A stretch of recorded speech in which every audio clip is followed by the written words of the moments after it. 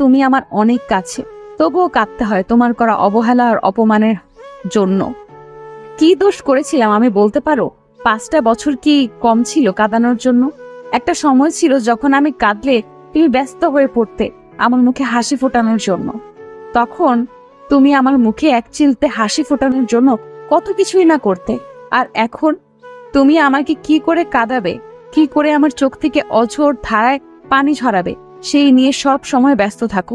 ভেবেছিলাম আজকে তোমাকে বলবো কতটুকু ভালোবাসি, কিন্তু তা বলা হয়ে ওঠেনি কোনো এক কারণে।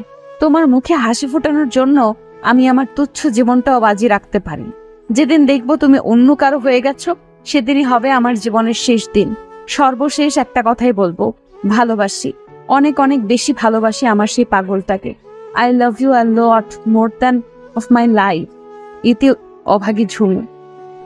কাগজটা পড়ে রাফি তো একেবারে শিহরিত, কিছু বলার ভাষাই হারিয়ে ফেলেছে। ওদিকে ঝুমুর নিজের রুমে গিয়ে কাঁদতে লাগলো। ওর ভেতরটা ফেটে যাচ্ছে কষ্টে। হয়তো কষ্টগুলো কিছুটা চোখের পানি দিয়ে বের হচ্ছে। আজকে রাফির করা অপমান কিছুতেই সহ্য করতে পারছে না ঝুমু। জানতাম ঘৃণা করো, কিন্তু এতটা যে ঘৃণা করো তা জানতাম না। আল্লাহ আমাকে মেরে ফেলো, কেন বাঁচিয়ে রেখেছো আমারে? আমি যে এত কষ্ট সহ্য করার ক্ষমতা হারিয়ে ফেলেছি। হঠাৎ করে ঝুমুর জোরে জোরে শ্বাস নিতে লাগলো। মনে হচ্ছে ওর ফুসফুসটা ফেটে যাবে। নাক থেকে রক্ত পড়তে লাগলো, খুব বেশি করে শ্বাসকষ্ট হতে লাগলো। মাথা ঘুরিয়ে নিচে পড়ে গেল। টেবিলের কোণায় ওর মাথায় জোরে আঘাত লাগলো, আর ওর চারদিকে শুধু অন্ধকার মনে হচ্ছে। নীলা কি যেন মনে করে ঝুমুরের রুমের দিকে আসলো। নীলা দরজা খুলে ভিতরে এসে দেখতে পেল যে ঝুমুর নিচে পড়ে আছে, ওর মাথা ফেটে গেছে, নাক দিয়ে রক্ত পড়ছে, জোরে জোরে শ্বাস নিচ্ছে। নীলার বুকটা ধক করে উঠলো। সে জোরে চিৎকার করে দৌড়ে ঝুমুরের কাছে গেল। এই ঝুমুর, কি হয়েছে তোর? এই ঝুমুর, কথা বল প্লিজ, কথা বল। নীলা এখন কেঁদে দিল। যেই দেখলো ঝুমুর কোনো কথা বলছে না, জোরে জোরে সবাইকে ডাকতে লাগলো। আব্বু, আম্মু, মেজো আব্বু, কে কোথায় আছো? প্লিজ সবাই ঝুমুর রুমে আসো তাড়াতাড়ি। ঝুমুরের আম্মু দৌড়ে আসলো সবার আগে। নীলা, কি হয়েছে? চিৎকার।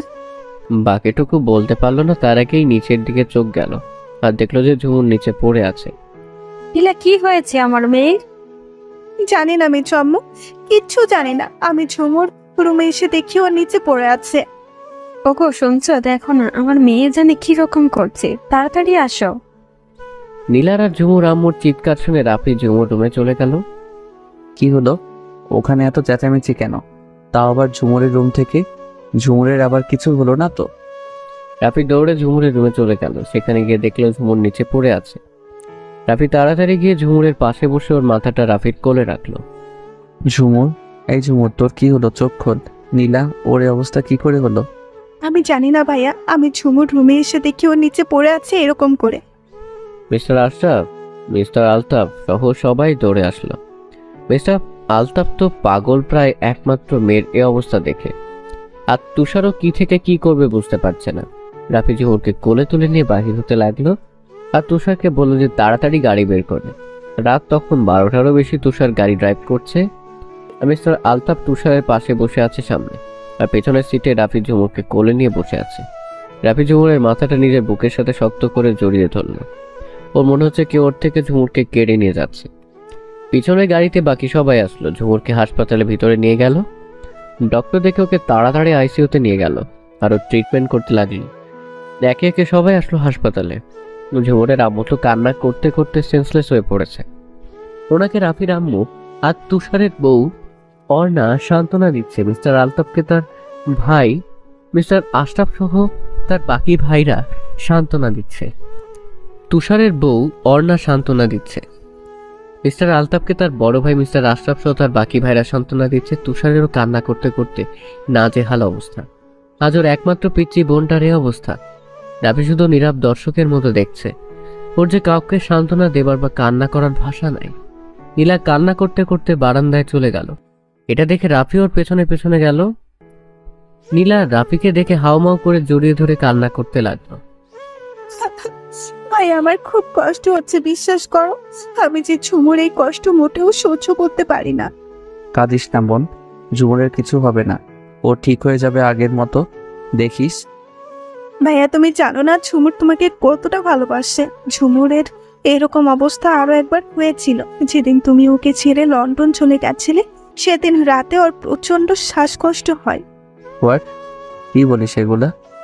হ্যাঁ, সেদিন তোমার চলে যাওয়া মেনে নিতে পারে নাই ঝুমুর। তখন ডক্টর বলেছিল যে অতিরিক্ত মানসিক চাপের কারণে ওর এই অবস্থা হয়েছিল। আরো বলেছে যে দ্বিতীয়বার যদি এমন কিছু ঘটে তাহলে ওর বাচ্চা মরা নিয়ে টানাটানি লাগতে পারে। কি বলিস বোন? এগুলা তুই আমাকে আগে কেন বলিস নাই? বলতে আমি তোমাকে চেয়েছি, কিন্তু ঝুমুর আমাকে বলতে দেয়নি। জানো ভাইয়া, বিগত 5টা বছর এমন একটা রাত নাই যে ঝুমুর তোমার জন্য কান্না করে নাই। আমি ছাড়া এগুলো আর কেউ জানতো না এবারে। তুমি কি জানো আজকে তোমার জন্মদিনের সারপ্রাইজ প্ল্যানটা কে করেছে? এই সবটাই ঝুমুর করেছে। মানে তাহলে রিয়া নাকি? রিয়াপু কিচ্ছু করে নাই, সবটা ঝুমুর করেছে। এমনকি রাত 12টার সময় তোমার ফোনে একটা আননোন নাম্বার থেকে তোমার হোয়াটসঅ্যাপে ভিডিও মেসেজ পাঠিয়ে ওই তোমাকে জন্মদিনে উইশ করেছিল। তুমি যদি সব সময়ের মতো ওকে আবার অপমান করো, সেই ভয়ে ও এই পুরো কাজ ক্রেডিট নিচে না নিয়ে রিয়া আপুকে দিয়েছে। সবার আড়ালে তোমার রুমে অনেকগুলো গিফটও রেখে আসে। কাউকে এতটা ভালো কেউ কিভাবে বাসতে পারে সেটা আমি কখনো দেখি নাই ভাইয়া, যদি ঝুমুকে না দেখতাম। নিশ্চয় ঝুমুর আমার জন্য এত কিছু করেছে, আর আমি কিনা ওকে কষ্ট দেবার জন্য, ওকে কাঁদাবার জন্য উঠে পড়ে লেগেছি। ছি, এসব আমি কি করে করতে পারলাম আমার পাখির সাথে? আমার কেন জানি মনে হচ্ছে ওর এই অবস্থার জন্য একমাত্র তুমি দায়ী। হয়তো তুমি ওকে এমন ভাবে অপমান করেছো সেটাও সহ্য করার ক্ষমতা হারিয়ে ফেলেছে। যদি এটাই হয়ে থাকে তাহলে তুমিও শুনে রাখো একটা কথা, ঝুমুর যদি কিছু হয় তাহলে আমি তোমাকে কোনো দিন ক্ষমা করতে পারবো না। আমি নীলার যাওয়ার পানে তাকিয়ে আছি। আমি নিজেই তো নিজেকে কখনো ক্ষমা করতে পারবো না। আমি যা ঝুমুরের সাথে করেছি তা ক্ষমার অযোগ্য। আমি আর কখনো পাগড়িটাকে কষ্ট পেতে দিব না। তারপরে রাফিও সবার পাশে এসে দাঁড়ালো। রাফি স্থির এক জায়গায় থাকতে পারলো না। আইসিইউ রুমের সামনে পায়চারি করতে লাগলো। প্রায় ঘন্টা দুয়েক পর ডক্টর বের হলো। সবার আগে রাফি ছুটে গেল ডক্টরের কাছে। ডক্টর, ঝুমুরের কি অবস্থা? ও ভালো আছে তো? ডক্টরকে বের হতে দেখে তুষার, মিস্টার আলতাফ আর মিস্টার আশরাফ সহ সবাই দৌড়ে আসলো। দেখুন, আমরা আল্লাহর রহমতে ওনাকে সুস্থ করতে পেরেছি। আপনারা যদি আর কিছুক্ষণ দেরি করে ওনাকে নিয়ে আসতেন তাহলে তার জীবন রিস্কের মধ্যে পড়ে যেত। কিন্তু ওনার জ্ঞান এখনো ফেরেনি। কয়েক ঘন্টা পর ওনার জ্ঞান ফিরতে পারে, চিন্তার কোনো কারণ নেই। ওনাকে এখন কেবিনে শিফট করা হয়েছে। থ্যাংক গড, অনেক অনেক ধন্যবাদ আপনাকে ডক্টর। আমি কি ওকে দেখতে পারি? দেখতে পারবেন, কিন্তু একজন একজন করে। বেশি মানুষ গিয়ে ভিড় করলে রোগের সমস্যা হতে পারে। আর যে কোনো একজন আমার সাথে চলুন, কিছু ওষুধ প্রেসক্রাইব করতে হবে। ডক্টর, আপনি চলুন, আমি আসছি। মিস্টার আশরাফ ডক্টরের সাথে চলে গেল ডক্টরের রুমে। আর এদিকে এক এক করে সবাই ঝুমুর রুমে গিয়ে ওকে দেখে আসছে। অবশেষে রাফির পালা আসলো। রাফি ভিতরে ঢুকে দেখলো সাদা বেডে ঝুমুরকে শোয়ানো হয়েছে। ঘুমন্ত অবস্থায় ঝুমুরকে অনেক মায়াবী লাগছে, মনে হচ্ছে কোনো পরী শুয়ে আছে। রাফি ধীর পায়ে ঝুমুর এর দিকে এগিয়ে গেল, গিয়ে ঝুমুরের বেডের পাশে রাখা চেয়ারে বসলো আর ঝুমুরের হাত নিজের হাতের মুঠোয় নিয়ে নিল। আমি তোকে শুধু কষ্ট দেই? আমি খুব খারাপ, খুব বাজে আমি। নাইলে কি তোকে এত কষ্ট দেই? কি করে আমি? আমার জন্যে তুই কত কষ্ট সহ্য করেছিস শুধুমাত্র আমাকে ভালোবাসিস বলে।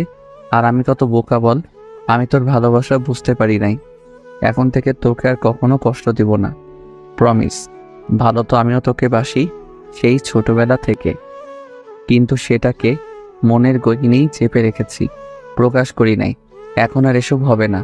অনেক ভালোবাসবো তোকে, অনেক বেশি আগলে রাখবো বলেই ঝুমুরের কপালে একটা ভালোবাসার পরও শেখে দিলাম। রাফি ঝুমুরের কেবিন থেকে বের হয়ে ওর আব্বুর কাছে গেল। আব্বু? হ্যাঁ বলো। ডক্টর কি বলল? ডক্টর বলল আমাদের ঝুমু নাকি কোনো একটা কিছু নিয়ে মানসিক সমস্যায় আছে। কোনো এক টেনশন ওর মাথায় প্রভাব বিস্তার করেছে, খুব খারাপভাবে, সেটাই ডক্টর বলল। কিন্তু আমি বুঝতে পারছি না ঝুমু কি এমন টেনশনে আছে যে আমাদের কাউকে বলতে পারছে না। তাই তো ভাইয়া, আমি তো আমার জমি কোনো চাওয়া পাওয়া অপূর্ণ রাখিনি। তাহলে আমার মামুর কি এমন টেনশন যেটা আমাদের কাউকে বলতে পারছে না? 1 সপ্তাহের মধ্যে আমাদের ঝুমু সুস্থ হয়ে যাবে। আর 1 সপ্তাহ সম্পূর্ণ বেড রেস্টে থাকতে হবে। কিছু মেডিসিনও প্রেসক্রাইব করে দিচ্ছে। ওগুলো ওকে নিয়মিত খাওয়াতে হবে আর ওকে সব সময় হাসি খুশি রাখতে হবে। সুস্থ হওয়ার পরে কোথাও ঘুরতে নিয়ে যেতে হবে। আরও ডক্টর বলেছে ঝুমুরের মন যেন সব সময় ফুরফুরে থাকে। আর হ্যাঁ, ডক্টর এও বলেছে ঝুমুর নাকি ঠিক মতো খাওয়া দাওয়া করে না। এটা কি সত্যি নীলা? হ্যাঁ আব্বু, কালকে যে সকালবেলা মেজো চাচ্ছু ওকে জোর করে খাওয়ালো, তারপর আর একটা দানা পানিও খাই নাই। কি বলছো নীলা? আমাকে বলো না কেন? ঝুমুর সারাদিন কিছু খায় নাই? এই জন্যই তো আমার মেয়েটা এত দুর্বল হয়ে পড়ছে। কাউকে বলে দিল তো তারপরে বলবো? ঝুমুর যে চাপা স্বভাবের, না ও কাউকে কিছু বলবে আর না আমাকে কিছু বলতে দেয়। তখনই তুষার ওষুধের প্যাকেট আর কিছু খাবার প্যাকেট নিয়ে আসলো। আব্বু, এ নাও ঝুমুরের ওষুধ। ডক্টর যা বলেছে সেগুলা, আর এই খাবার প্যাকেটগুলা তোমরা সবাই খেয়ে নাও। আর হ্যাঁ আব্বু, আম্মু, বড় আম্মু, রাফি আর নীলাকে বাড়ি সবাইকে বাড়িতে পাঠিয়ে দিয়েছে। খাওয়া বের করে কোনো লাভ নেই। ঠিক করেছিস ভাইয়া, সবাইকে এখানে কোনো দরকারে আসবে না। তারপরে সবাই তুষারের আনা খাবারগুলো খেয়ে ঝুমুরের জ্ঞান আসার অপেক্ষা করতে লাগলো। ফজরের আজানের কিছু সময় পরে সবেমাত্র ভোরের আলো ফুটতে শুরু করেছে। তখন ঝুমুরের জ্ঞান ফিরল। ঝুমুরের কেবিনে রাতে নীলার ওর আম্মু ছিল। ঝুমুর জ্ঞান ফিরতে সাথে সাথে ডক্টরকে ইনফর্ম করা হলো। ডক্টর এসে ঝুমুরকে দেখতে লাগলো। ঝুমুর মুখে অক্সিজেন মাস্ক লাগানো, তাই সে কথা বলতে পারছে না। ডক্টর চেক আপ করার পরে ঝুমুরের মুখ থেকে অক্সিজেন মাস্কটা খুলে দিলেন। তারপরে তাকে জিজ্ঞেস করলো, তোমার এখন কেমন লাগছে? নিজেকে খুব দুর্বল লাগছে। কিন্তু আমি হাসপাতালে কেন? কি হয়েছে আমার? আসলে তোমার শরীর প্রচন্ড দুর্বল থাকার কারণে তুমি মাথা ঘুরিয়ে পড়ে যাও, তাই তোমাকে হাসপাতালে অ্যাডমিট করানো হয়। কিন্তু আমি তো হাসপাতালে থাকতে একদম পছন্দ করি না। আমার একদম ভালো লাগে না। আমি বাসায় যাব। অস্থির হয় না মামনি, তুমি এখন অনেক দুর্বল। তোমাকে কষ্ট করে হলেও একদিন হাসপাতালে থাকতে হবে। কালকে সকালে না হয় তোমাকে ডিসচার্জ করে দেওয়া হবে। হ্যাঁ রে মা, কালকে সকালেই তোকে বাসায় নিয়ে যাব। তোকে আর কষ্ট করে এখানে থাকতে হবে না। আচ্ছা আম্মু, আব্বু কোথায়? আর ভাইয়াই বা কোথায়? তোর আব্বু বাহিরে গেছে তোর জন্য খাবার আনতে। তার সাথে তুষারও গেছে, চলে আসবে হয়তো এখনই।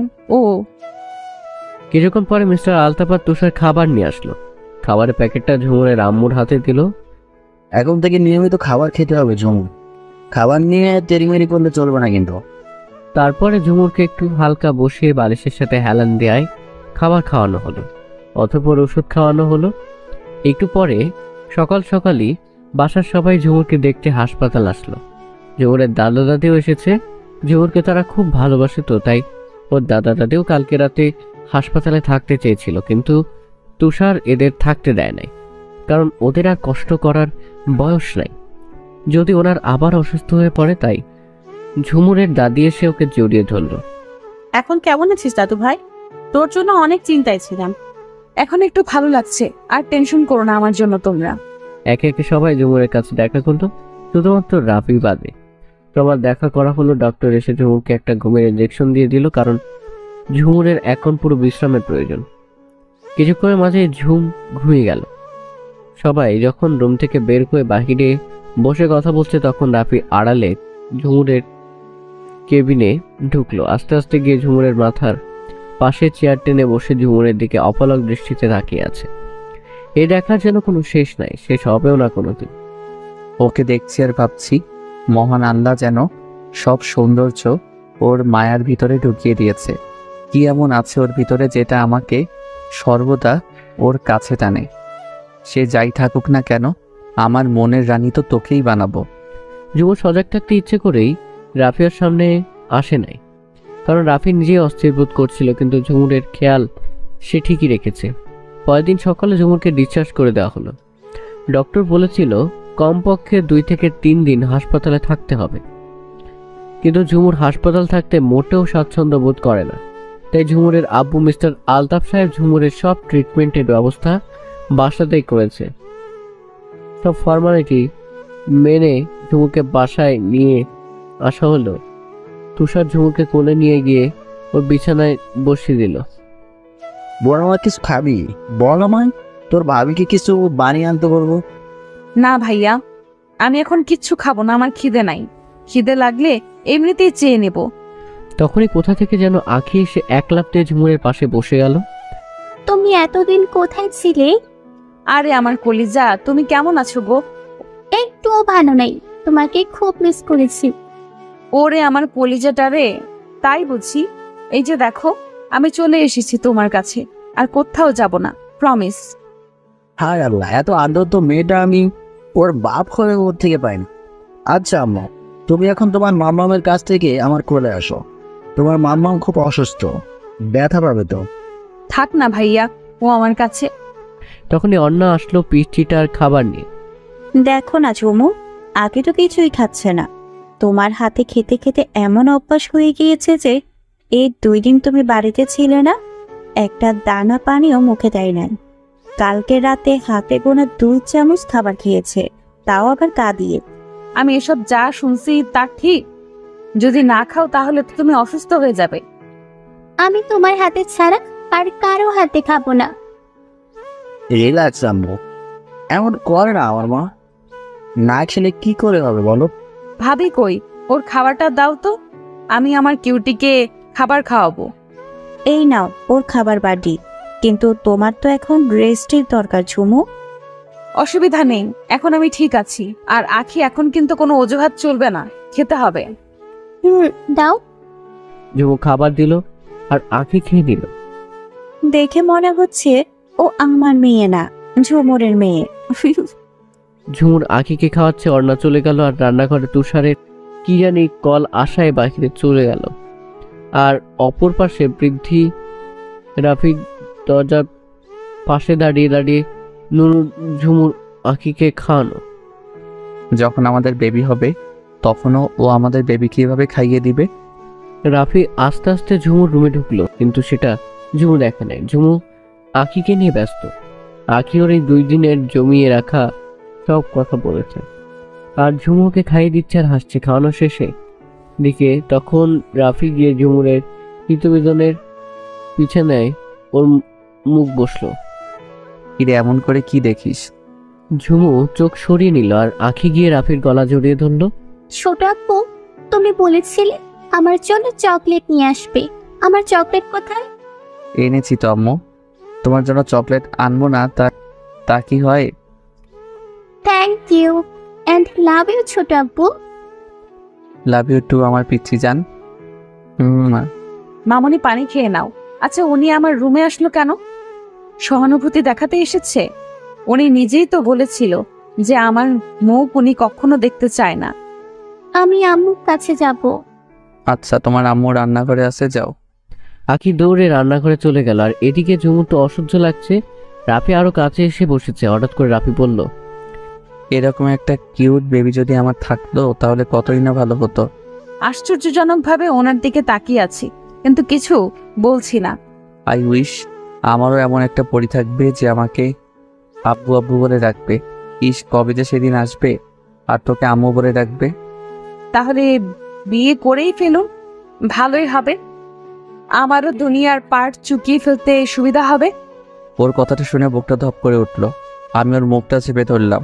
হুস, এমন কথা যদি আর কখনো বলিস তাহলে একদম জানে মেরে ফেলবো। মেরে তো ফেলেছ অনেক আগেই, এখন আবার কি মারবে? আমি আর নিজের মধ্যে বেঁচে নেই, সে কবে মরে গেছি। ঝুমুরের দিকে এক দৃষ্টিতে তাকিয়ে আছি। ওর চোখ বলে দিচ্ছে যে ঝুমুর ভালো নেই। হয়েছে, আর পাকনামা করতে হবে না। দুপুর হয়ে গেছে, খাবার খেয়ে ওষুধ খেতে হবে। নীলা, ওই নীলা। নীলাকে রাফি ডাকছে শুনে দৌড়ে ঝুমুরের রুমে এলো। হ্যাঁ ভাইয়া, বলো। ঝুমুরের জন্য খাবার নিয়ে আয়। খাবার খেয়ে ওষুধ খেতে হবে ওর। ওকে, আনছি, ওয়েট।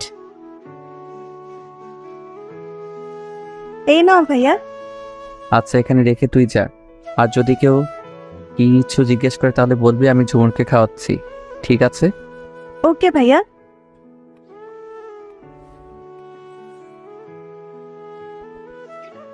নেই, হা কর।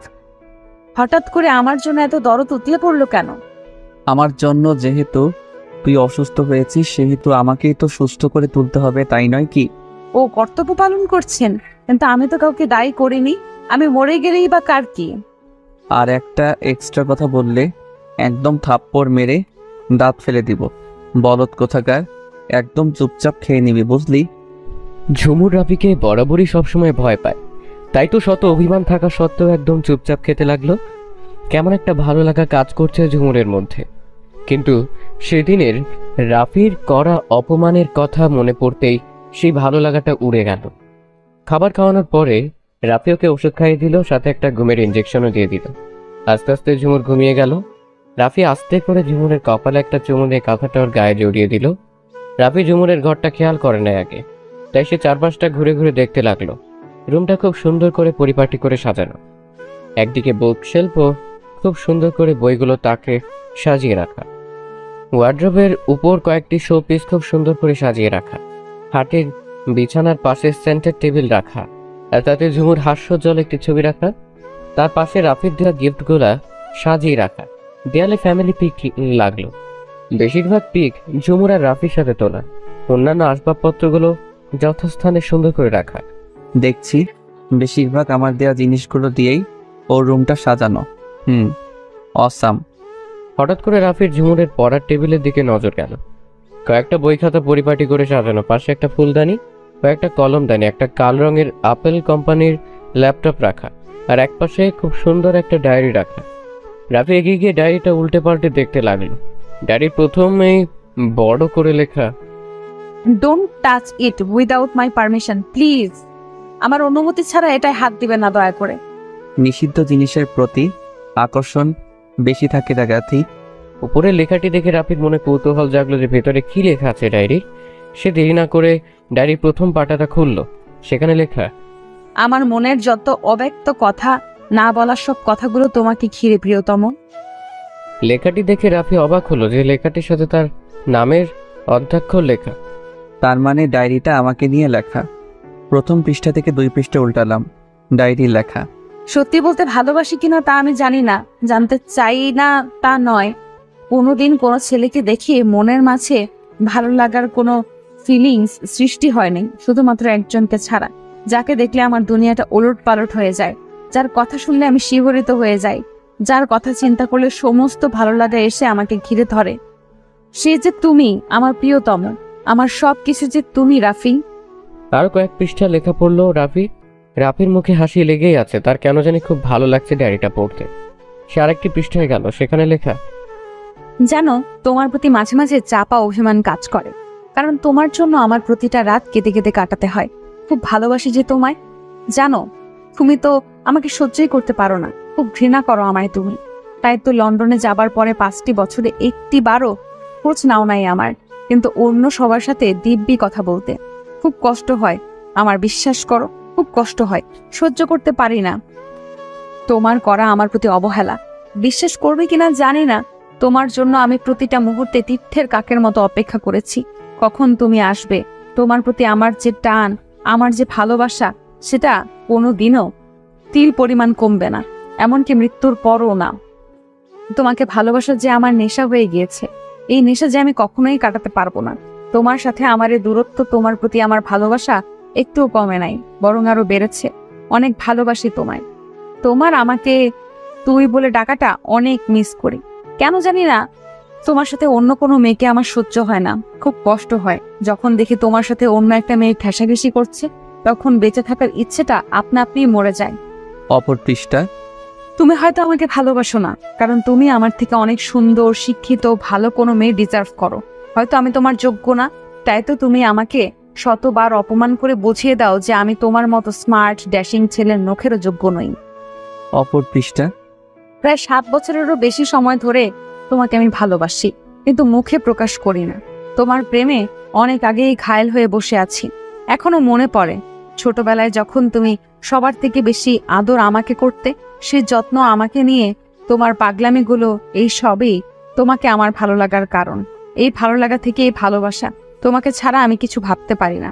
আমার স্বপ্ন ও কল্পনাতে শুধু তুমিই বিরাজমান। একটা সেকেন্ডের জন্য তোমাকে ভুলতে পারি না। 7 বছর ধরে আমায়ও ভালোবাসে? ও মাই গড, সে সময় ভালোবাসা কি ও কি তা জানতো? পরের পৃষ্ঠায় লেখা, আমি দিন দিন তোমার জন্য সাইকো হয়ে যাচ্ছি। পুরো ডায়েরিটা রাফির পড়া হয়ে গেছে, শুধুমাত্র 3-4 পৃষ্ঠা বাকি আছে। সেখানে লেখা, তুমি হয়তো আমাকে চাও না, আমাকে ভালোবাসো না। আমি কোনোদিন তোমাকে জোর করব না এই বিষয়ে। আমি একাই না হয় একতরফা ভালোবেসে যাব, তোমাকে আমায় ভালোবাসতে হবে না। তবে এটা সত্যি যে আমি তোমাকে এত পরিমাণ ভালোবাসি যে তোমাকে অন্য কারো হতে দেখতে পারবো না। আমি যেটা কোনোদিনও সহ্য করতে পারবো না। আর এটাও চাই না যে আমার জন্য কষ্ট হোক তোমার, বা তোমার কাঙ্ক্ষিত ভালোবাসার মানুষকে তুমি হারিয়ে ফেলো। তাই যেদিন দেখবে তুমি অন্য কারো হয়ে গেছো, সেদিনে আমি এই দুনিয়ার মায়া ত্যাগ করে চলে যাব। কথা দিলাম, তোমার জন্য আমিও মরতে পারি, তবে পরকালে আমি আমার আল্লাহর কাছে শুধু তোমাকে আমার জন্য ভিক্ষা চাইবো। আমার নামাজের প্রতিটা মোনাজাতে শুধু তুমিই আছো।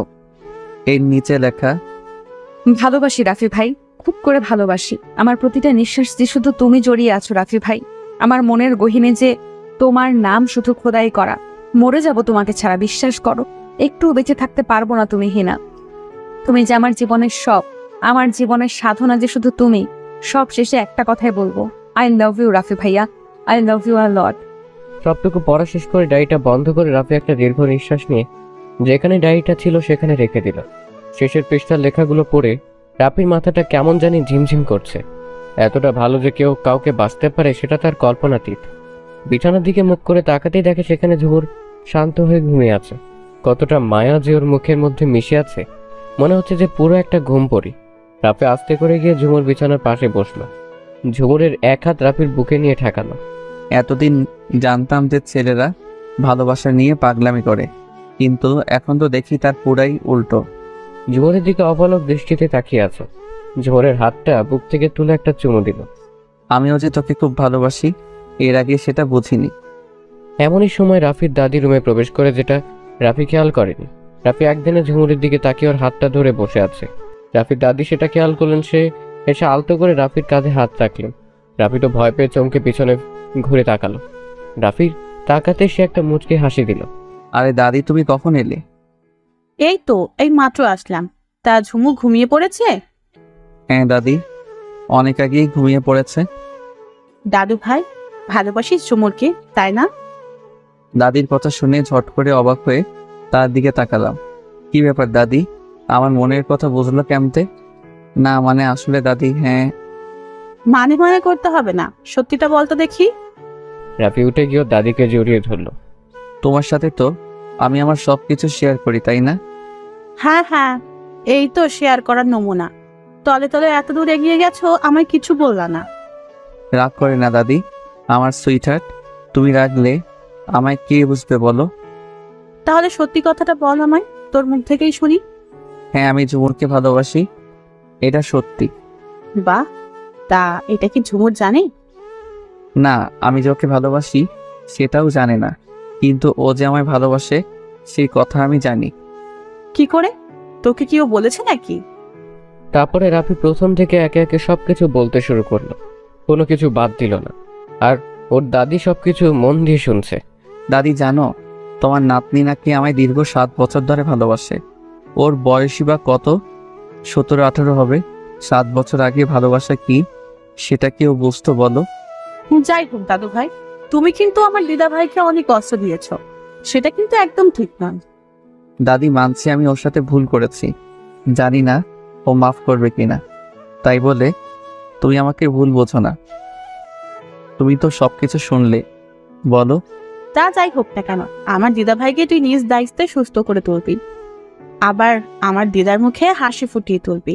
আর হ্যাঁ, এবার কিন্তু তোর মনের কথাটা ওকে বলে দিস। ওসব তুমি চিন্তা করো না দাদি, ওসব আমি দেখে নিব। আর হ্যাঁ, খুব শীঘ্রই ওকে আমার মনের কথা বলবো। আচ্ছা দাদি, একটা কথা বলো তো, আব্বু, দাদু, মেজো চাচু, বাকি সবাই কি আমাদের সম্পর্কটা মেনে নিবে? কেন মেনে নিবে না? না মানে ঝুমুর আর আমি তো চাচাতো ভাই বোন, তাই না? আসলে মানে আমি বোঝাতে চাচ্ছিলাম আর কি। তুই কি বোঝাতে চেয়েছিস আমি তো বুঝতে পারছি। আচ্ছা দেখ, আমি আর তোর দাদু কিন্তু আপন খালাতো ভাই বোন, তাই বলে কি আমাদের বিয়ে হয় নাই? তাও আবার তোর দাদু আমায় পছন্দ করে বিয়ে করেছে, তাহলে তোদের সম্পর্ক কেন মেনে নিবে না? এরম রিলেশন তো প্রায় হয়ে থাকে। তুমি এত শিওর হয়ে কি করে বলছো বলো তো? কারণ তোর আর ঝুমুরের বিয়ে অনেক আগেই পাকা করে রাখা হয়েছে। এই কি বলো এসব? হ্যাঁ দাদু ভাই, তুই তো জানিস মিলির জন্য অনেক ভালো একটা সম্বন্ধ এসেছে। তো যেদিন মিলির এনগেজমেন্ট হবে সেদিনই ঝুমুরের সাথে তোর আকদ করে দেওয়া হবে। ও মাই গড, দাদি এত বড় একটা খুশির খবর তুমি আমাকে আগে কেন বলনি? হয়েছে, এখন এত উত্তেজিত হোস না। আগে ঝুমুরকে তুই সুস্থ করে তুল দাদু ভাই। আর হ্যাঁ, দুপুর গড়িয়ে বিকেল হয়ে গেছে, তুই এখনো খাস নাই কেন? তাড়াতাড়ি নিচে যা, গিয়ে খেয়ে নি। দাদি যে খুশির খবরটা তুমি দিয়েছো তাতে আমার পেট ভরে গেছে। ফাইনালি ঝুমু আমার হবে। আই এম সো হ্যাপি দাদি। হয়েছে হয়েছে, এখন তুই নিচে যা, আর নীলাকে একটু বল এখানে আসতে। যা যা। রাফি ঝুমুরের দিকে এক নজর তাকিয়ে নিচে চলে গেল। নিচে গিয়ে নীলাকে পাঠিয়ে দিল ঝুমুরের রুমে। আর রাফি খাওয়া দাওয়া শেষ করে রুমে গিয়ে রেডি হয়ে অফিসের উদ্দেশ্যে বের হয়ে গেল। খুব নামি দামি একটা কোম্পানি ওদের। এই কোম্পানির মালিক রাফির দাদা আশফাক চৌধুরী। অনেক পরিশ্রমের পরে কোম্পানিটা আজ এ পর্যায়ে এসেছে। এখন রাফির বাবা সহ বাকি চাচারা আর তুষার সব দেখাশোনা করছে। আর আজকে থেকে রাফি এই কোম্পানির সিইও পদে জয়েন করবে। গতকাল ঝুমুরের জন্য অফিসে যেতে পারেনি রাফি, এমনকি আজকে সকালেও তাই বিকেল বেলা গেল। রাফি আজ পুরো ফর্মাল টাইপের হয়ে অফিসে গেছে। সাদা শার্টের সাথে কালো কোট আর সাদা প্যান্ট, চুলগুলো জেল দিয়ে একদিকে সেট করা, একদম অফিস গেটআপ। তখন ঈশান কল দিল। একদিকে গাড়ি ড্রাইভ নিজে করছে, অন্যদিকে ঈশানের সাথে কথা বলছে। ওর সাথে কথা বলতে বলতে অফিস পৌঁছে গেল। তারপরে গাড়িটা সঠিক জায়গায় পার্ক করে গাড়ি থেকে বের হয়ে দরজায় নক করলো। রাফির আসার অপেক্ষায় এতক্ষণ বাহিরে দাঁড়িয়ে ছিলেন অফিসের ম্যানেজার আর অফিসের কিছু স্টাফ। রাফি তাদের কাছে যেতেই তারা ওর সাথে হ্যান্ডশেক করে অভ্যর্থনা জানিয়ে ভিতরে নিয়ে গেল। ভিতরে অফিসের বাকি সব স্টাফরা রাফিকে ফুল দিয়ে স্বাগতম জানালো। আর রাফি সবার সাথে পরিচিত হয়ে নিল। অফিসের ম্যানেজার সবাইকে জানিয়ে দিল যে রাফি চৌধুরী আজ থেকে অফিসের সিইও হয়ে জয়েন করেছে। অফিসের বেশিরভাগ মেয়েরাই রাফিকে দেখে ফিদা, কিন্তু রাফির ওদিকে কোনো ভ্রুক্ষেপ নেই, কারণ তার পুরো হৃদয় জুড়ে যে আছে শুধু ঝুমু। ম্যানেজার রাফিকে ওর ক্যাবিনে নিয়ে গেল। রাফির রুমটা খুব সুন্দর করে গোছালো আর পরিষ্কার করা। ওদের অফিসের 10 তলা থেকে শহরের অনেক দূর অব্দি দেখা যায়। রাফির রুমও 10 তলার এক খোলা সাইটে। তুষারের কেবিন রাফির কেবিনের পাশে। তুষার এই অফিসের একজন এমডি। আজকে তুষার অফিসে আসে নাই, শুধু রাফি এসেছে। সে আগে থেকেই তুষারের কাছ থেকে সিইও এর কাজ সম্পর্কে ধারণা নিয়ে রেখেছে। আর রাফিরও কিছু অভিজ্ঞতা আছে এই বিষয়ে, তাই ওকে আর ভিন্ন করে বুঝিয়ে দিতে হলো না। রাফি ওর কেবিনটা ঘুরে ঘুরে দেখে। ম্যানেজার এর দিকে ঘুরে তাকালো। খুব সুন্দর cabin, I like it. Manager একটা যুবক টাইপের ছেলেকে নিয়ে আসলো। স্যার, আজ থেকে এ আপনার পিএ, আর এর নাম রিজু আহমেদ। ম্যানেজার রিজুকে রাফির সাথে পরিচয় করিয়ে দিয়ে চলে গেল। রিজু ছেলেটা অনেক ভালো, আর তার সাথে কাজেও অনেক ন্যায়পরায়ণ, অনেক এক্সপিরিয়েন্স আছে, খুবই ভদ্র। রিসেন্টলি যে ডিলগুলো হয়েছে সে সবগুলো রাফিকে খুব সুন্দর করে বুঝিয়ে বলল। ফাইলগুলো এগিয়ে দিল। রাফির ভাগে যে ডিলগুলো পড়েছে সেগুলো নিয়ে আলোচনা করলো। তারপরে রাফির অধীনে যারা কাজ করবে তাদের সাথে রিজু রাফির পরিচয় করিয়ে দিল অফিসের নতুন সিইও হিসেবে। সবার সাথে পরিচয় পর্ব শেষ করে রাফি তাদেরকে তার সাথে কাজ করতে হলে যে যে রুলসগুলো মেনে কাজ করতে হবে সে সম্পর্কে সবাইকে অবগত করলো।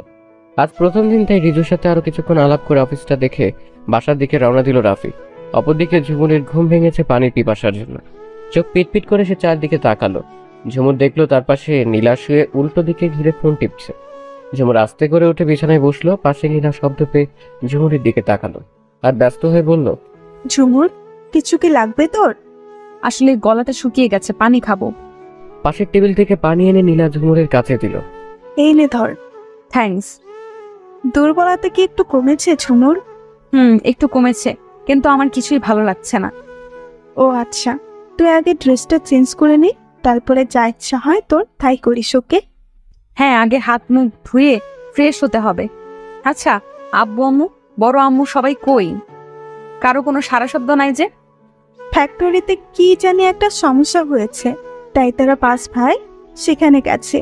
মেজো চাচু তো যেতেই চাইছিলেন না, পরে আমি আর ভাইয়া বলছি টেনশন না করতে, আমরা আছি তো, এই বুঝিয়ে পাঠিয়েছি। আম্মুর আর মেজো আম্মু তো তোর প্রিয় খাবার বানাতে ব্যস্ত, আর রাফি ভাইয়া অফিসে গেছে। বাকি কে কোথায় আছে জানি না। আমি শুধু জিজ্ঞেস করেছি আব্বু আম্মু আর বড় আম্মুর কথা, আর তুই পুরো 14 গোষ্ঠীর খবর দিলি। আসলে তুই একটা মাথা মোটা বলদ। আমি মাথা মোটা বলদ হলে তুই আর প্রিয়ারি বোন বলদি জাম্বুরা। হোয়াট ডু ইউ মিন বলদি জাম্বুরা? কিছু না, তুই চল আগে ফ্রেশ হয়ে ড্রেস চেঞ্জ করবি। ঝুমু শোন, একদম ওয়াশরুমের দরজা নক করবি না, আর কাপড় রুমে এসে চেঞ্জ করবি, আর ঠান্ডা পানি লাগানো একদম নিষেধ। So mind it. আচ্ছা ম্যাম, যা তুই এখন। ও, কিছু লাগলে আমাকে ডাক দিস, আমি তোর রুমেই আছি। ওকে। তারপরে ঝুমু হাত মুখ ধুয়ে ফ্রেশ হয়ে এসে রুমে ড্রেস চেঞ্জ করে নিল। ওর শরীর একটু দুর্বল লাগছে আর সাথে মাথাও ঘুরছে, তবুও এক জায়গায় থাকতে খুবই বিরক্ত লাগছে ঝুমুরের। তাই নীলা ঝুমুকে নিয়ে ওর বারান্দায় গেল। ঝুমুর আস্তে করে বারান্দায় রেলিং ধরে দাঁড়ালো। বাইরে হালকা বাতাস বইছে। ঝুমুর চোখ বন্ধ করে বাতাস অনুভব করছে, অনেকটা হালকা লাগতেছে ওর। আর নীলা তো ওর কানের পাশে বসে ঘ্যানর ঘ্যানর করতেই আছে, কলেজে কি হলো না হলো ইত্যাদি ইত্যাদি বলছে। আর ঝুমুর শুধু প্রত্যুত্তরে হ্যাঁ না বলছে। হঠাৎ ঝুমুর নীলাকে একটা প্রশ্ন করলো। আচ্ছা নীলা, একটা কথা বলতে পারিস, ভালোবাসায় এত কষ্ট কেন? ঝুমুর এমন প্রশ্ন শুনে নীলা থতমত খেয়ে গেল, কি বলবেও বুঝতেছে না। ঝুমু আবারও জিজ্ঞেস করলো, কাউকে মন থেকে ভালোবাসা কি পাপ না অপরাধ, কোনটা? এমন প্রশ্নের উত্তর যে আমার কাছে নাই বোন, আমি যে কখনো রিলেশন করি নাই। হবে হয়তো। আর কিছু বললো না, তখনই নীলার ফোন বেজে উঠল। এই রে, বৃষ্টি কল দিয়েছে। বৃষ্টি ওর কলেজ ফ্রেন্ড, নিশ্চয়ই কলেজ এর ব্যাপারে কথা বলবে। নীলা ফোনটা রিসিভ করে বারান্দার ওপাশে চলে গেল। আর ঝুমুর আগের মতোই বারান্দার রেলিং ধরে চোখ বুজে দাঁড়িয়ে আছে। হঠাৎ এক দমকা হাওয়া এসে ঝুমুরের চুলগুলো ওর মুখে আছড়ে পড়ল। চোখ খুলে আলতো করে চুলগুলো সরিয়ে নিল। তখনই গাড়ির হর্নের শব্দ শুনে বাড়ির গেটের দিকে তাকালো সে। দেখলো যে একটা গাড়ি বাড়ির ভিতরে ঢুকছে। ড্রাইভিং সিটে রাফিকে দেখতে পেয়ে ঝুমুরের বুকটা ধক করে উঠল। কোনো এক অজানা অনুভূতি এসে ওকে ঘিরে ধরেছে। বারান্দার কোণে পিলারের সাথে হেলান দিয়ে এক দৃষ্টিতে তাকিয়ে আছে ঝুমুর রাফির দিকে। হয়তো ভালোবাসার মানুষকে দেখলে এক অজানা অনুভূতি এসে জড়িয়ে ধরে, যা ভাষায় প্রকাশ করা যায় না। একমাত্র যে কাউকে মন থেকে ভালোবাসে সেই বোঝে। এদিকে রাফি গাড়ি নিয়ে পার্ক করে দরজা নক করে বড় লেন ধরে আস্তে আস্তে হাঁটছে। হাঁটার মাঝে ব্লুটুথটা কান থেকে খুলে পকেটে রেখে দিল। হঠাৎ করে নীলাশ ফোন দিল। রাফি ফোনটা পকেট থেকে বের করে কলটা রিসিভ করে কানে ধরল। হেই ব্রো, কি অবস্থা? আমার আবার অবস্থা, এইমাত্র অফিস থেকে বাসায় ফিরলাম। তোর কি অবস্থা? টেবিল চেয়ার রাখা, ও জায়গায় গিয়ে একটা চেয়ার টেনে সেখানে বসলাম। এই বাসায় আছি রে, খুব টায়ার্ড লাগছে, খুব টায়ার্ড। কেন ভাই, কার বাড়িতে চুরি করতে গেছিলি? দূর হারামি, বাবার সম্পূর্ণ ব্যবসাটা সামলানো চারটিখানি কথা। কিছুদিন যাক, তখন তুইও আমার মতো বলবি, বুঝলি? ও আচ্ছা, তখনকারটা তখন দেখা যাবে। যাই হোক, ঝুমুরের কি খবর, কেমন আছে ও? আলহামদুলিল্লাহ, এখন একটু সুস্থ আছে। হঠাৎ করে রাফির দোতলায় ঝুমুরের ব্যালকনিতে চোখ গেল, আর সেখানে ওর চোখ আটকে গেল। এলোমেলোভাবে মেয়েটাকে এত সুন্দর লাগবে সেটা আজ প্রথম দেখলো রাফি। ঝুমুর আজকে কোনো সালোয়ার কামিজ পরে নাই, সাদা কাপড়ের ঢিলা ঢালা হাঁটু পর্যন্ত একটা গাউন পরেছে সে, আর একটা লেহেঙ্গা পরেছে। হালকা বাতাসে ঝুমুরের চুলগুলো উঠছে। রাফিটা এক দৃষ্টিতে তাকিয়ে আছে, অপোজিটে ঝুমুর রাফির দিকে লাগামহীনভাবে তাকিয়ে আছে। রাফি ঝুমুরকে দেখতে এতটাই ব্যস্ত যে উপাসে নীলাশ যে এত চিল্লায় চিল্লায় হ্যালো হ্যালো করছে তার কর্ণপাত অবধি পৌঁছচ্ছে না। অপরদিকে ঝুমুর রাফির দিকে আরো কিছুক্ষণ ভাবে তাকিয়ে থেকে নিজেকে অপর দিকে ফিরিয়ে নিল। মনে মনে ভাবতে লাগলো, কি লাভ তোমার মায়াতে নিজেকে জড়িয়ে? সেই তুমিই তো আমার নও। কিন্তু এই বেহায়া মনকে তো আর বোঝাতে পারি না। কেন যেন এই বেপরোয়া মন বলে যে তুমি শুধুমাত্র আমার, একদিন না একদিন তুমি আমার হবেই, কিন্তু সেটা তো সম্ভব নয়। তারপরে নীলা এসে ঝুমুরকে আস্তে করে রুমে নিয়ে গেল। ঝুমুরকে নিয়ে যাওয়ার পরে রাফির ধ্যান ভাঙে, আর ও নীলাশ এর সাথে কথা বলে বাড়ির ভিতরে চলে গেল। এভাবে এক সপ্তাহ কেটে যায়। এখন ঝুমুর বলতে গেলে পুরোপুরি সুস্থ, শুধুমাত্র রাফির প্রভার কেয়ারের জন্য। এই এক সপ্তাহ রাফি ঝুমুরকে একদম চোখে চোখে রেখেছে। এমনকি অফিসে শুধুমাত্র 3 ঘন্টার সময় দিয়ে আর বাকিটা সময় ঝুমুরের পাশে পাশেই থেকেছে। প্রতিদিন 3 বেলা নিজের হাতে ঝুমুরকে খাওয়ানোর সাথে ওষুধ খাওয়ানো, ঝুমুরের ফেভারিট চকলেট নিয়ে আসা অফিস থেকে ফিরে আসার সময়, আর ঝুমুর ঘুমিয়ে গেলে ওর 2 গালে 2টা চুমু দেওয়া যেন ওর অভ্যাসে পরিণত হয়ে গেছে। যদিও তা ঝুমুরের অজান্তে, পরিবারের বড়রা তো অনেক খুশি যে রাফি ঝুমুরের এতটা কেয়ার করে, চোখে চোখে রাখে, এত ভালোবাসে এটা দেখে। আর অন্যদিকে ঝুমুর ভাবে যে এসব রাফি সবার চাপে পড়ে করেছে। রাফির সাথেও প্রয়োজন ছাড়া বাকি একটা কথাও বলে না, কিন্তু ঝুমুরের 2 চোখ সব সময় শুধু রাফিকে খুঁজে। মনের মাঝে একটা সুপ্ত কল্পনা যে রাফি একদিন ওর হবেই। আজ মিলিকে পাত্র দেখতে আসবে, আর সাথে বিয়ের দিনও ফাইনাল করে যাবে। তাদের অনেক দিনের ইচ্ছে মিলিকে তাদের ঘরের বউ বানাবে। জনাব আহমদ চৌধুরীর বন্ধুর ছেলে আজকে মিলিকে দেখতে আসবে। তার সাথে তার বন্ধুর অনেক দিন আগে থেকেই কথা যে জনাব আহমেদ চৌধুরী বড় মেয়েকে তারা তাদের ছেলে রাজের বউ করে নেবে। আর তাদের পরিবারের সাথে রাফিদের পরিবারে অনেক ভালো একটা সম্পর্ক আছে। রাজ কানাডা থেকে পড়াশোনা শেষ করে দেশে ফিরেছে কয়েক মাস হয়েছে। এখন বাবার ব্যবসা দেখাশোনা করছে। রাজরা পুরো পরিবার সহ এসেছে রাফিদের বাসায়। নানা রকমের খাবার দাবারের আয়োজন করা হয়েছে। শুধু রাজের পরিবার নয়, সাথে নীলাশের পুরো পরিবারও এখানে উপস্থিত। পুরো ড্রয়িং রুম ভর্তি মেহমান। গল্প গুজব আর আড্ডায় আমেজ সেখানে। রাফিরাও সবাই সেই আড্ডায় মেতে উঠেছে। সবাই জানি যে মিলিকে আজকে দেখতে আসবে, কিন্তু নীলাকেও যে আজকে নীলাশের পরিবার দেখতে আসবে সেটা পরিবারের বড়রা ছাড়া আর কেউ জানে না। আর নীলাশ নীলাকে অনেক আগে থেকেই পছন্দ করে। সে তার পরিবারকে কথাটা বলে, আর ওর পরিবার আজকে এসেছে বিয়ের দিন তারিখ পাকা করতে। রাফিয়া নীলাশ ওদের বাকি ফ্রেন্ডদের আনার জন্য বের হয়ে গেছে একটু আগে। যুবরা নীলা মিলে মিলিকে সাজানো আর শাড়ি পরানোর দায়িত্ব জিনিয়া রিয়া ঈশিতার উপরে চাপিয়ে দিয়ে ওরা কেটে পড়েছে। নীলা হেলে দুলে ঘাসের উপরে হাঁটছে, আর ঝুমুর এক আঙ্গুল দিয়ে চুল খোঁচাচ্ছে আর চুল আঁচড়াচ্ছে, আর এক হাত দিয়ে ফোন টিপছে। আহা, কি আনন্দ যে লাগছে ঝুমুর, তুই জানিস না। পাত্রী দেখতে আসছে মিলি আপুকে। তাহলে তুই এত লাফাচ্ছিস কেন? এইটাই তো আমিও বুঝতে পারছি না, মনে হচ্ছে আমাকে দেখতে আসছে। ইস, কবে যে আমাকে দেখতে আসবে। ওএমজি নীলা, তুই এত বিয়ে পাগলি হলি কবে থেকে? আগে তো জানতাম না। হে আল্লাহ, ওকে তুমি হেদায়েত দান করো, আমিন। বলো, আমি যথেষ্টই হেদায়েতে আছি, তার থেকে তুই আমার বিয়ের জন্য দোয়া কর। ওকে, হে আল্লাহ, তুমি ওর মনস্কামনা পূরণ করো। যত তাড়াতাড়ি পারো ওকে বিদায় করো। ওর কোল আলোকিত করে শত সন্তানের জননী ওকে বানাও, আমিন। খবিস কোথাকার, এটা দোয়া নয়, বদদোয়া করছিস। তুই তো বললি দোয়া করতে, তাই তো আমি একটু 5 ফোড়ন দিয়ে দিলাম দোয়ার সাথে। তোকে তো আমি। সম্পূর্ণ কথাটা শেষ করতে পারলো না গাড়ির হর্নের শব্দে। ওরা গেটের দিকে তাকিয়ে দেখলো দুইটা গাড়ির রেসিংয়ের মতো পাল্লা দিয়ে বাড়ির ভিতরে ঢুকছে। গাড়ি দুইটা একদম ঝুমু আর নীলার সামনে এসে দাঁড়ালো। গাড়ি থেকে রাফি নীলার সহ ওদের বাকি বন্ধুরা বের হলো। এমন সময় ঝিনিয়া ঐশিতা এসে ঝুমুর ও নীলার কাছে দাঁড়ালো। রাফি আর নীলাশ এসে ওদের সামনে দাঁড়ালো, পিছনে ওদের বন্ধু তুহিন, ইয়াদ, লারা, ঈশান। হে গার্লস, তোমরা এখানে কি করছো? নীলা একবার নীলাশকে মাথা থেকে পা পর্যন্ত দেখে নিল। সেটা আপনার জেনে কোনো লাভ নেই। ওরা কথা বলছে, আর এদিকে রাফি ঝুমুরকে দেখে ওই জায়গায় থমকে গেছে। আজকে ঝুমুরকে রাফির সাথে অনেক সুন্দর লাগছে। চকলেট কালারের লং রাউন্ড ড্রেস, উলাতা দিয়ে চুল ছেড়ে দিয়ে মাথায় সাদা স্টোন বসানো, চিকন চেনের মতো টায়রা দিয়ে পেঁচানো, চোখে গাঢ় করে কাজল দেওয়ার, ঠোঁটে হালকা লিপস্টিক। ব্যাস, এতেই পারফেক্ট রাফিকে পাগল করার জন্য। রাফিটা এক ধ্যানে ঝুমুর দিকে তাকিয়ে আছে, অন্যদিকে ঝুমুর রাফির দিকে একবার তাকিয়ে আবার চোখ সরিয়ে নিল, কারণ ওর রাফির চোখের দিকে তাকালেই ওর চোখের গভীরে হারিয়ে যায়। আর রাফি একটা ট্রাউজার, একটা সাদা টি শার্ট পরেছে, চুলগুলো একদিকে জেল দিয়ে সেট করা, ওদিকে নীলা আর নীলাশ তর্ক নিয়ে বিজি। তোমরা বলছো কম, চিল্লাও বেশি। কোনো কাজের না তোমরা, শুধু ঝগড়াই করতে পারো। আর দেখো আমরা ছেলেরা কত কিছু করতে পারি, কিন্তু তোমরা কি পারো বলো? অলসের ঠেকি একটা।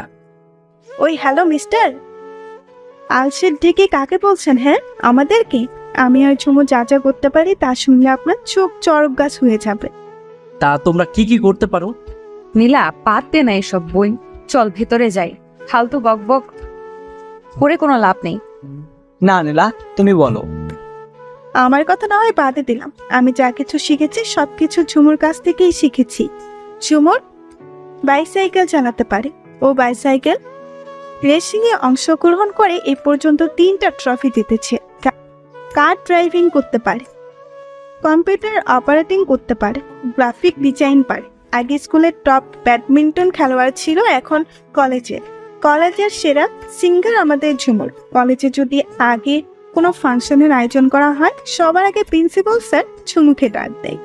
আর রান্না বান্নার কথা বাদে দিলাম, ওর হাতের বিরিয়ানি জাস্ট ওয়াও, আমি ওর থেকে শিখেছি।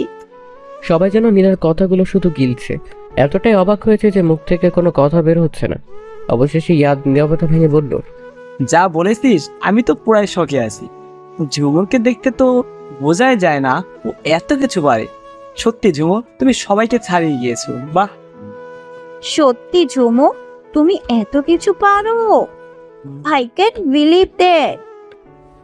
আপনি বিশ্বাস করলেই বা কি, আর না করলেই বা কি, সত্যি তো এটাই যে আমার বোনের সব কিছুতেই topper. I am proud of my sister. ওদিকে রাফিয়া নীলাশ তো এখনো শোকের চরম পর্যায়ে আছে। এরকম কিছু শুনবে ওরা এটা আশা করেনি। এত কিছু একসাথে, হাউ ইজ পসিবল? না, আমি বলতে চাচ্ছি এত কিছু কোথা থেকে শিখলে ঝুমুর? আর এর পেছনে কি কোনো কারণ আছে? আসলে কেউ একজন বলেছিল যে আমার দ্বারা কোনো ভালো কাজ হবে না, আমি কোনো কাজের যোগ্য না, আমার দ্বারা শুধুমাত্র নাকি অকাজই হবে। সেই কথাই আছে না, ইচ্ছে থাকলেই উপায় হয়, তাই আমিও দেখিয়ে দিলাম। ঝুমুরের দিকে তাকিয়ে কথাগুলো বলায় ওর কাশি উঠে গেল। নীলাশ ওর পাশেই ছিল, তাই ও রাফির মাথায় আর পিঠে চাপড় দিতে লাগলো। তোর আবার কি হলো? Rafi, are you okay? আমি ঠিক আছি। রাফির এমন কাণ্ড দেখে ওদিকে ঝুমুরের পেট ফেটে হাসি আসছে। বেচারাকে বড় রকমের জব্দ করতে পেরেছে। এই রে, আমি তো একদমই ভুলে গেছিলাম যে বড় আম্মু তোমাদের সে কখন ডেকেছে, আর তোমরা কি না এখানে দাঁড়িয়ে আছো? আচ্ছা তোরা যা, আমরা আসতেছি। যাবার সময় নীলাশের কাছে এসে কানের কাছে মুখ এনে বলল, এই যে আইটেম পিসাস ভাইয়ার ফ্রেন্ড, আমিও কিন্তু ঝুমুর মতো অনেক কিছু পারি। ঝুমুর ব্যাডমিন্টন চ্যাম্পিয়ন আর আমি বাস্কেটবল চ্যাম্পিয়ন। সো আমাকে নিয়ে উপহাস করবেন না, বেশি দেরি করলে একদম বাস্কেটবলের মতো তুলে আছা মারব। মাইন্ডেড। একথা বলে নীলা চলে গেল। অন্যদের সাথে আর নীলাশ বেচারা অসহায়ভাবে তাকিয়ে আছে নীলার যাওয়ার দিকে, আর মনে মনে ভাবছে, মাইরালা আল্লাহ গো, খাল কেটে কুমির আনতেছি না তো, তুমি দেখো মানে রক্ষা করো আল্লাহ। তারপরে সবাই ভিতরে চলে গেল।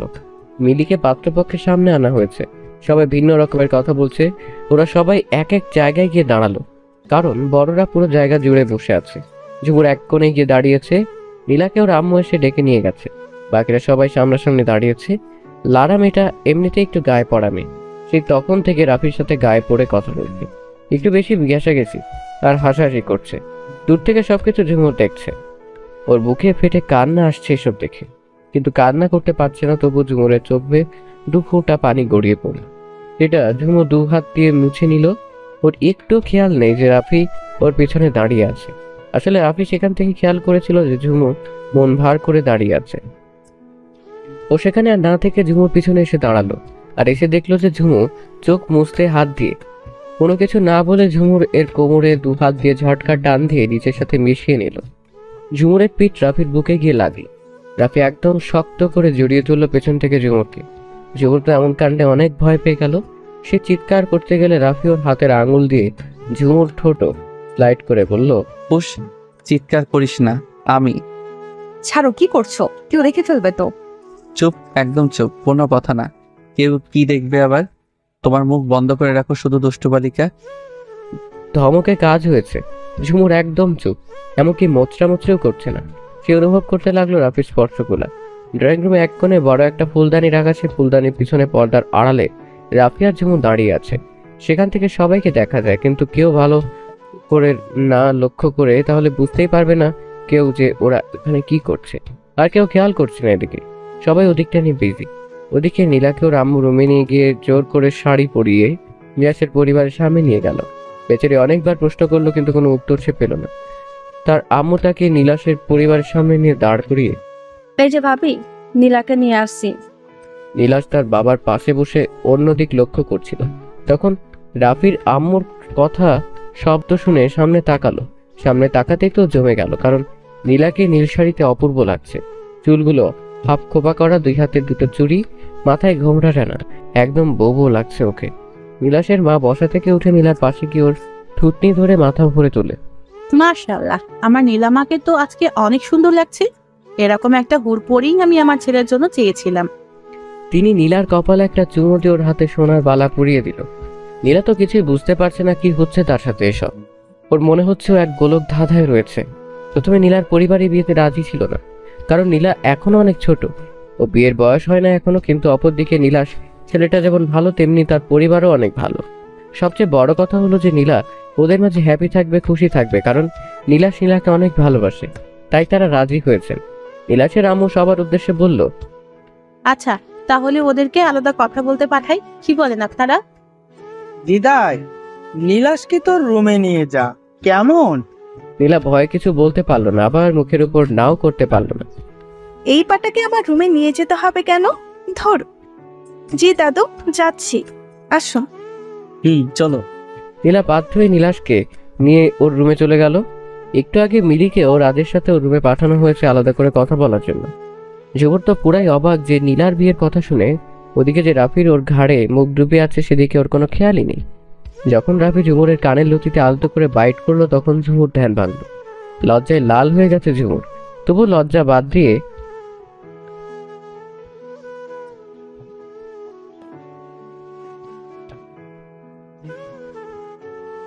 তুই কি আমার মনের কথা জানিস?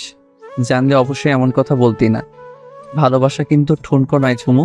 এমনভাবে বলায় ঝুমুরের মনে কিরকম যেন একটা শিহরণ বয়ে গেল, কিন্তু রাফির বলা শেষ কথাটা বুঝতে পারলো না। ঠিক তখনই রাফির দাদু ওকে ডাক দিল। রাফি, ওই তুমি দাদু ভাই। রাফি সবার সামনে ঝুমুরকে টেনে নিয়ে গেল।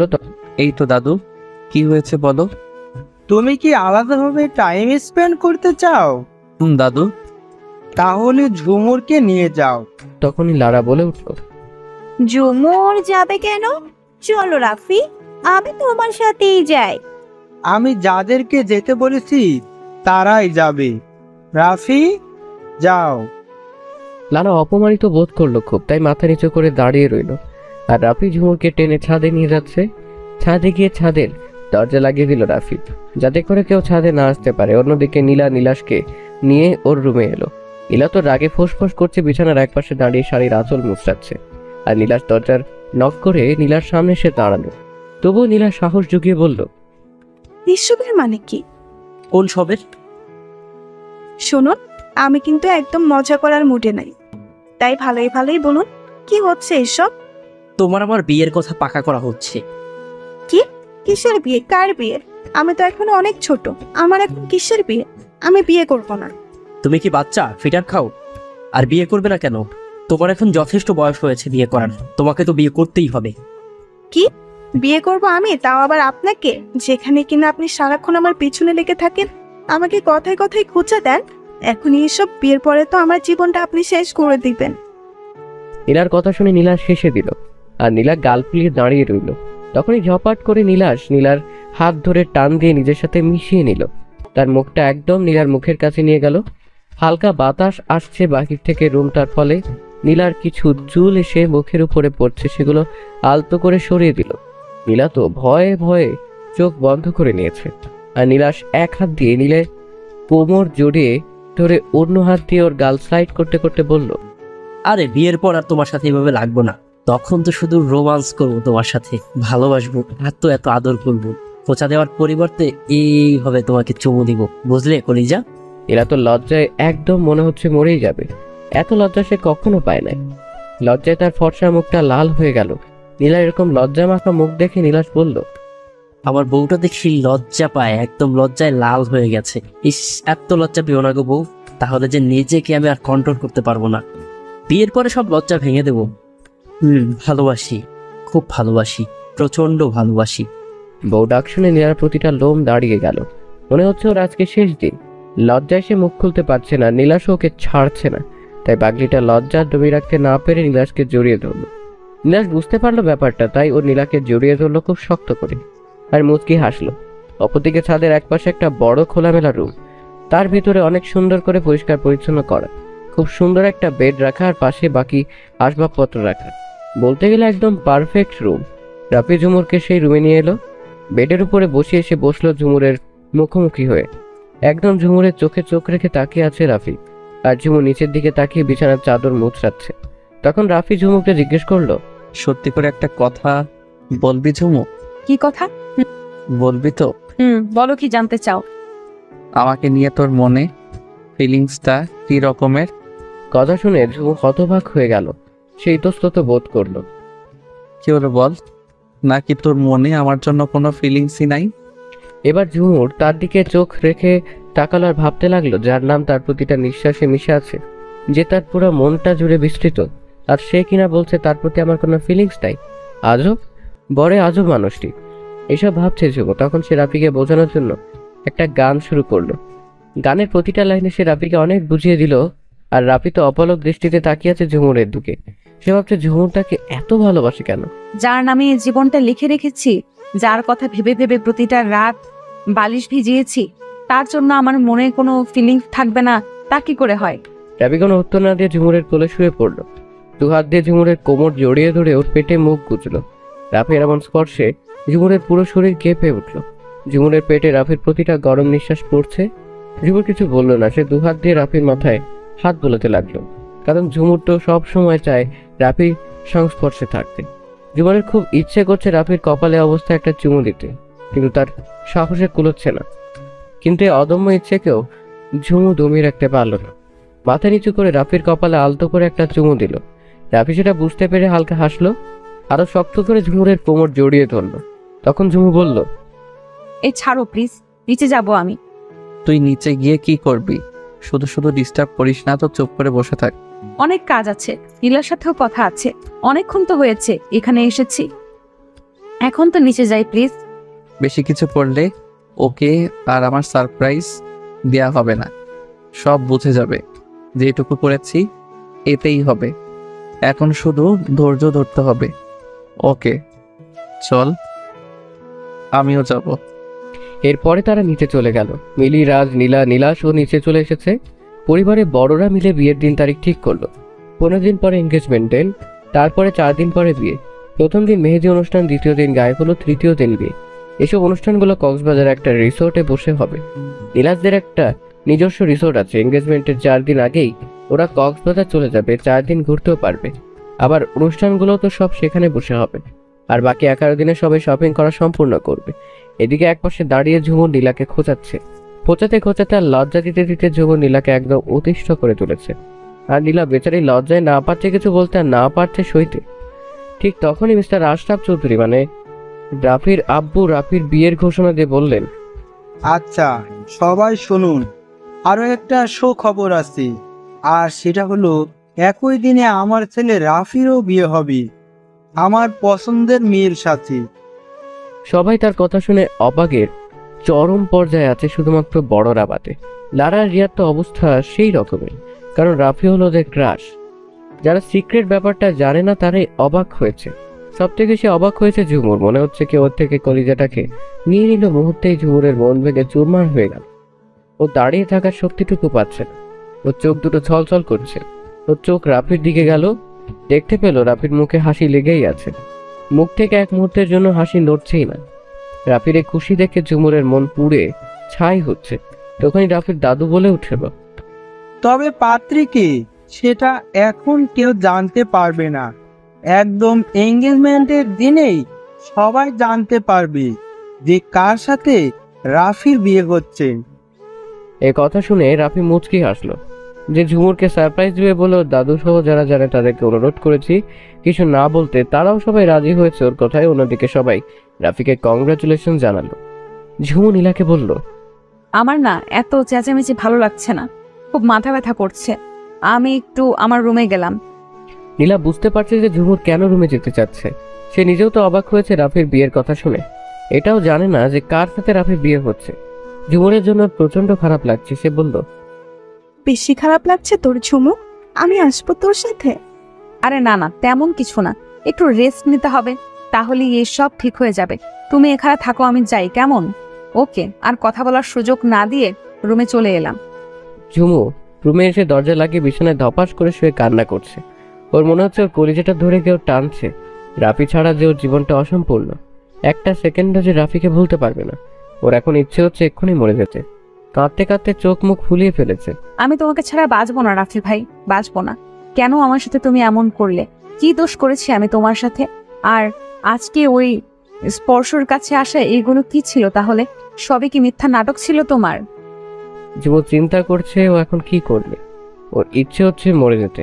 বেঁচে থাকার ইচ্ছেটাই মরে গেছে এখন। কিন্তু ওর যদি এখন কিছু হয় তাহলে তো পুরো বাড়িতে একটা শোকের ছায়া নেমে আসবে। ঝুমুর ওদের সবার আনন্দ মাটি করে দিতে চায় না। তবে আজ না হয় কালও নিজের ক্ষতি নিজে করবেই। আমি সাদরেই মৃত্যুকে গ্রহণ করে নেব। যেখানে তুমি আমার হওনি সেখানে আমার টিকে থাকার কোনো মানেই হয় না। আমি এতটা দয়ালু নই যে নিজের ভালোবাসার মানুষকে অন্য কারো হতে দেখব। তুমি সুখে থাকবে রাফি ভাই, খুব সুখে থাকবে। আমি যেভাবে তোমাকে পাগলের মতো ভালোবেসেছি সেইভাবে তোমাকে আর কেউ ভালোবাসবে না, কখনোই না। উফ, মাথা ব্যথা করছে খুব। এখন একটু না ঘুমালে আমি শান্ত থাকতে পারবো না। তারপরে ঝুমুর ঘুমের ওষুধ বের করলো। সেখান থেকে 2টা ঘুমের ওষুধ খেয়ে ধপাস করে শুয়ে পড়লো বিছানার উপরে এলোমেলো ভাবে। ভাঙা কণ্ঠে বলতে লাগলো, তুই শুধু আমার রাফি, শুনেছিস? তুই শুধুই আমার, আর কারো হতে পারিস না তুই। মরার পরও আত্মা হয়ে তোর পিছে পিছে ঘুরবো। তোকে আমার থেকে কেউ কেড়ে নিতে পারবে না কখনো। বড্ড ভালোবাসি যে তোকে, বড্ড ভালোবাসি। এসব বলতে বলতে ঝুমু ঘুমিয়ে গেল। তখন প্রায় রাত 8টা বাজে। এদিকে মেহমানরাও বিদায় নিল। পরশু দিন থেকে শপিং করা শুরু হবে। তিনটা বিয়ে বলে কথা, প্রচুর কেনাকাটা করতে হবে। যে সময় সবাই বিয়ের কথা নিয়ে আলোচনা করছিল, তখন রাফি শুধুমাত্র চোখ দিয়ে ঝুমুরকে খুঁজছিল, কিন্তু পেল না। মেহমানরা চলে যাওয়ার পরে রাফি নীলার কাছে গিয়ে জিজ্ঞেস করলো যে ঝুমু কোথায়। তখন নীলা বলল যে ঝুমুর নাকি মাথা ব্যথা করছিল, তাই ও রুমে গেল। নীলার কথা শুনে রাফি তড়িঘড়ি করে ঝুমুরের ঘরে এলো। এসে দেখলো যে ঝুমু এলোমেলোভাবে ঘুমিয়ে আছে, চুলগুলো এদিক ওদিক ছড়িয়ে আছে। রাফি গিয়ে ঝুমুরের পাশে বসে আস্তে করে মাথাটা তুলে বালিশে শুইয়ে দিল, আর ছড়ানো চুলগুলো মুখ থেকে আলতো করে সরিয়ে কানের নিচে গুজে দিল। রাফি বুঝতে পারছে ঝুমুরের এমন হবার কারণ। ও কল্পনাও করতে পারছে না যে একটা মেয়ে তার ভালোবাসা পাওয়ার জন্য কত স্যাক্রিফাইস করতে পারে, ঠিক কতটা ভালোবাসতে প্রিয় মানুষটার জন্য এমন করা যায়। একটু ধৈর্য ধর ঝুমু, দেখবি তোর ভালোবাসা পূর্ণতা পাবে। আমাদের ভালোবাসা সারা জীবন অটুট থাকবে। শুধুমাত্র কয়েকটা দিন অপেক্ষা কর, তারপরে আমাদের দুটি মন এক হয়ে যাবে। কোন এক পূর্ণিমার রাতে তুই আর আমি এক হব। এক হবে তোর আমার ভালোবাসা। I love you Jhumur, I love you আমার পাগলিটা। রাফি আর ঝুমুকে জাগালো না, গায়ে একটা চাদর জড়িয়ে দিয়ে নিচে চলে গেল। আর নীলা আগে থেকেই পরিবারের সবাইকে বলে রেখেছে যে ঝুমুরের মাথা ব্যথা করে ওষুধ খেয়ে ঘুমিয়ে গেছে, তাকে যেন ডিস্টার্ব করা না হয়। দেখো দেখো কি কাণ্ড, না খেয়ে ঘুমিয়ে গেল মেয়েটা আমার। এমনিতে ওর শরীর এখনো অনেক দুর্বল, আমার কথা তো একেবারেই শুনতে চায় না। আসলে মেহমান, বিয়ের ডেট এসব নিয়ে ব্যস্ত থাকায় আমার পাখিটার দিকে ভালো করে নজর দিতে পারলাম না। চিন্তা করো না, ওকে আমি আগে থেকেই আমার সাথে বিরিয়ানি আর স্যান্ডউইচ খেয়েছি জোর করে, সো এখন না খেলেও কোনো সমস্যা হবে না। এই না আমার লক্ষ্মী বোনটা, খুব ভালো কাজ করেছিস। আমি আবার খারাপ কাজ কখন করলাম? তুই আসলে একটা মাথা মোটা। আমি কি তোকে এগুলো বলেছি যে তুই খারাপ কাজ করেছিস? বলো, তবে ইঙ্গিতে তো বলেছ। কখনো না। ঝগড়ুটে গরু ঝগড়া করার আর কোনো উপায় খুঁজে পাস না, তাই না? আপু আপু দেখো না, তোমাদের গুণধর ছেলে আমাকে কি সব বলছে। কি শুরু করেছিস তোরা আবার? বাচ্চাদের মতো ঝগড়া করা ছাড়া আর কি কোনো কাজ নেই তোদের? হাতে গোনা কয়েকটা দিন পরে তোদের বিয়ে, আর তোরা কি এখন মারামারি করছিস? তোদের কাছ থেকে তোদের বাচ্চা কাছে কি শিখবে? এবার রাফি আর নীলা দুই ভাই বোনেরই জায়গা মতো লেগেছে। লজ্জায় দুটো লাল হয়ে গেছে। ওরা মনে মনে এটাই বলছে, হে ধরনী দ্বিধা হোক, শেষ পর্যন্ত কিনা সবার সামনে এরকম লজ্জা। বাকিরা সবাই হেসে উঠল ওদের অবস্থা দেখে। মিস্টার আশরাফ ডেকে উঠলেন রাফি আর নীলাকে। নীলা, রাফি, এদিকে কাছে আসো তো। রাফি ও নীলা ওরা মিস্টার আশরাফের কাছে গেলেন। মিস্টার আশরাফ ওদের দুই পাশে বসিয়ে জড়িয়ে ধরলেন। দেখতে দেখতে কত বড় হয়ে গিয়েছে আমার কলিজার টুকরাগুলা। আমার তো বিশ্বাসই হচ্ছে না, কয়েকদিন পরে আমার পাখি দুইটার বিয়ে। আপু আমি বিয়ে করব না, আমি তোমাকে না দেখে এক মুহূর্তও থাকতে পারবো না। মিস্টার আশরাফের চোখও ছলছল করে উঠল।